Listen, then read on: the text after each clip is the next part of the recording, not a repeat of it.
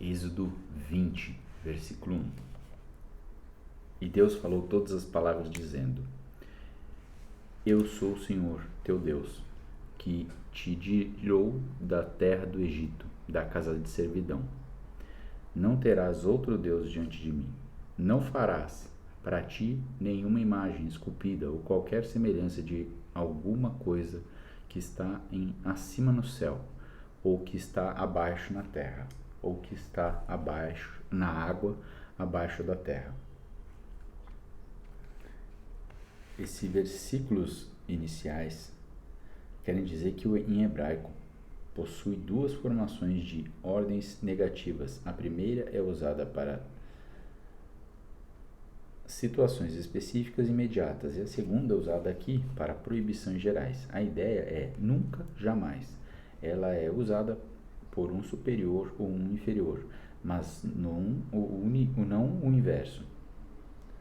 As 8 ordens negativas e as 2 ordens positivas ficaram conhecidas como os 10 mandamentos, o Decálogo.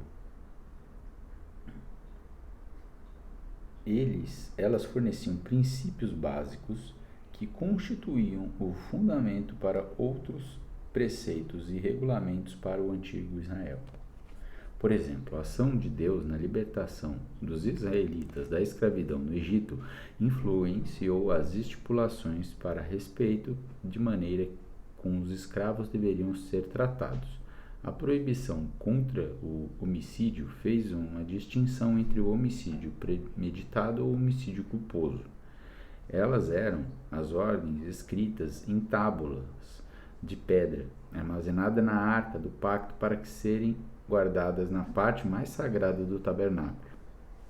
A importância destes mandamentos é indicada mais adiante por sua repetição em outros lugares. Os 4 primeiros mandamentos concentram-se na lealdade com o Senhor, enquanto os últimos 6 focalizam as relações entre os seres humanos. O versículo 2 começa com a autoidentificação. Como o Senhor faz aqui, era normal em um documento pactual enviado por um rei e em proclamação as inscrições reais. Sua ação para libertar os israelitas tornou-se parte da sua identidade, aquilo em que as pessoas deveriam pensar quando o seu nome fosse mencionado. No Antigo Oriente Próximo, o seu sistema legal de Israel era único por ter procedido de Deus e porque a obediência e a desobediência estavam voltadas a Deus. Em outros lugares, os governantes podiam apresentar leis a uma divindade para aprovação, mas as próprias leis não eram dadas pela divindade. Em Israel, a transgressão da lei era, em primeiro lugar, uma ofensa contra o Senhor, não apenas uma ruptura da ordem ou uma ofensa contra outras pessoas. Versículo 4. Não farás para ti nenhuma imagem esculpida ou qualquer semelhança de alguma coisa que está acima no céu ou está abaixo na terra, ou que está na água abaixo da terra. Não te curvarás diante delas, nem as servirás, porque eu, o Senhor teu Deus, sou um Deus ciumento, que visito a iniquidade dos pais sobre os filhos, até a 3ª e 4ª geração daqueles que me aborrecem, e mostro misericórdia a milhares dos que me amam e guardam os meus mandamentos. Não tomarás o nome do Senhor teu Deus em vão, porque o Senhor não terá por inocente aquele que tomar o seu nome em vão. Esses versículos querem dizer não fazer imagem esculpida ia contra todos os instintos da cultura do Antigo Oriente, mas para fazer tal coisa é uma afronta ao Deus ciumento, que Deus se preocupa em proteger a integridade do seu relacionamento com o seu povo. Se os israelitas fizessem ídolo para adorar, isto seria um ato de aversão, deslealdade e repúdio. Quando o Senhor se deu a conhecer aos israelitas, eles não viram forma alguma. A melhor maneira de conhecê-lo E adorá-lo era recordar aquilo que ele tinha feito e dito, e estar alerta para confiar nele e ver aquilo que ele faria no futuro. Castigar os filhos pelos pecados de seus pais envolvia penalidade por sucessivas gerações que continuaram a cometer pecados que aprenderam seus pais. Isso não significa que, em um tribunal, um filho teria de sofrer a penalidade pelo crime de seu pai, nem que a permanência ou a comunhão individual com Deus seria determinado pelo comportamento do pai da pessoa. Isso significa que a desculpa, eles não conheceram algo melhor, e como foram criados, não funciona diante de Deus. No entanto, a misericórdia do Senhor excederia em muito o seu julgamento a milhares. No versículo 7, nos tempos antigos, o mau uso do nome do Senhor poderia significar deixar de cumprir um juramento feito ou fazer um juramento com a intenção de enganar alguém. Aqueles que prestaram um juramento no nome do Senhor invocaram-no para trazer punição se eles não cumprirem a promessa ou não disseram a verdade. Aqueles que fizeram isso causarão danos à reputação do Senhor, enquanto agem como se a sua presença como testemunha não fosse importante. Jurar pelo nome do Senhor era uma afirmação de lealdade a Ele que requeria uma ação apropriada. Por extensão, este comando também se aplicaria quando uma pessoa associava o nome do Senhor a alguma atividade contrária ao seu caráter ou vontade, resultando em punição certa. Num sentido, usar mal o nome do Senhor distorce o seu caráter, propósito e atos revelados ao povo de Israel e equivalia a mentir a respeito de quem é Deus.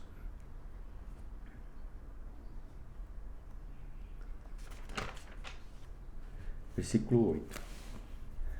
Lembre-se do dia do Shabá para mantê-lo santo. 6 dias trabalhará e fará toda a tua obra. Mas o teu 7º dia é o Shabá do Senhor, teu Deus. Nele não farás obra alguma, nem tu, nem teu filho, nem tua filha, nem teu servo, nem tua serva, nem teu gado, nem teu estrangeiro, que está dentro das tuas portas. Pois em 6 dias o Senhor fez os céus e a terra, o mar e tudo que nele há, e descansou no 7º dia. Portanto, o Senhor abençoou o dia do Shabá e o santificou. Shabá introduziu como a dádiva do maná. Estando o termo Shabá relacionado com o verbo que significa cessar, seria uma instituição perpétua, não apenas um dia para observar enquanto se recebe o maná no deserto. Ele serviria como uma recordação do pacto mosaico ou do Sinai. Em Êxodo, ele é discutido novamente.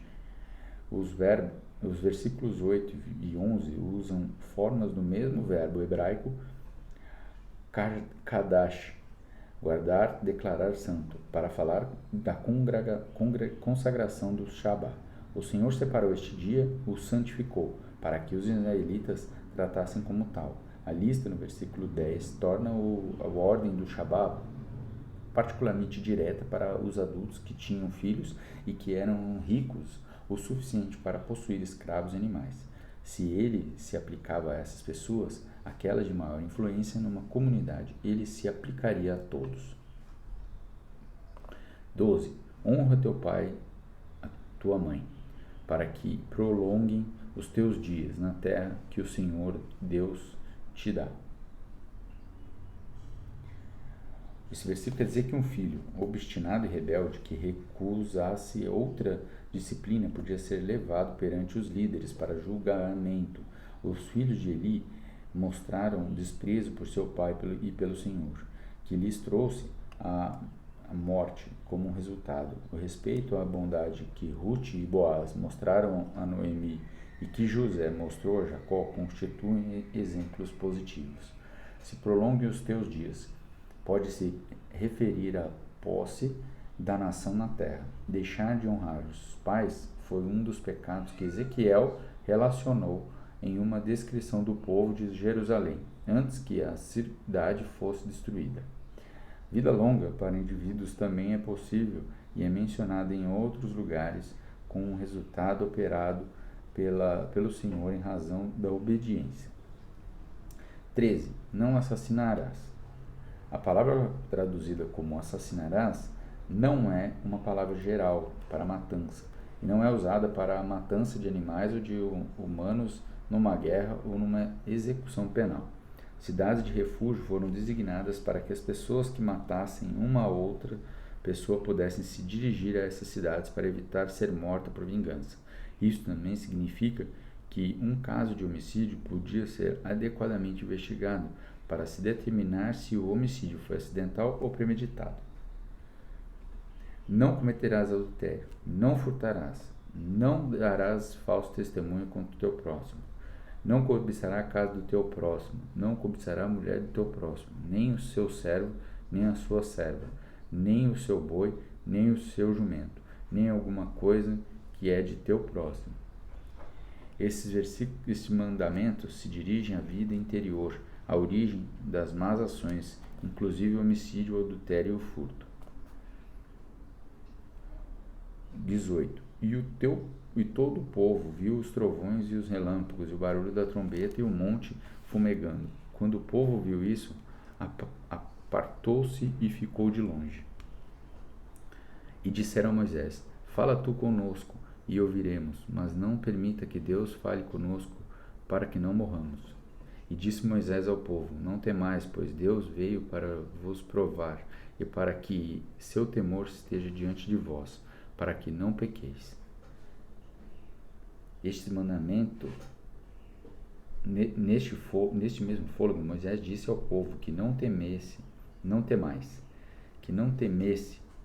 para que o seu temor esteja diante de vós. Eles não deveriam temer que Deus pudesse caprichosamente exterminá-los. No entanto, o propósito das manifestações amedrontadoras é que eles pudessem reconhecer o poder de Deus, sua presença e sua santidade, e ficassem motivados a evitar o pecado e consequentemente, o julgamento. 21. E o povo ficou de longe, e Moisés se aproximou da densa escuridão em que Deus estava. E disse o Senhor a Moisés: Assim dirás aos filhos de Israel: Viste que falei à voz do céu. Não fareis comigo deuses de prata, nem fareis para vós deuses de ouro. Um altar de terra me farás, e nele santificarás tuas ofertas queimadas, e as tuas ofertas pacíficas das tuas ovelhas e os teus bois, em todos os lugares em que eu registrar o meu nome, virei a ti e abençoarei.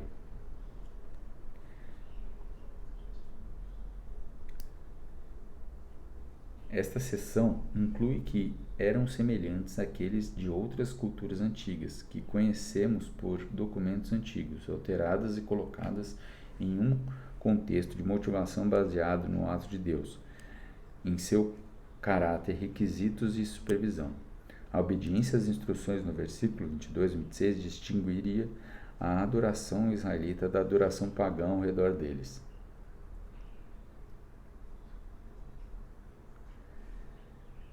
25. E me fizeres um altar de pedra, não o edificarás de pedra esculpida, porque se levantares tua ferramenta sobre ele, já o profanaste.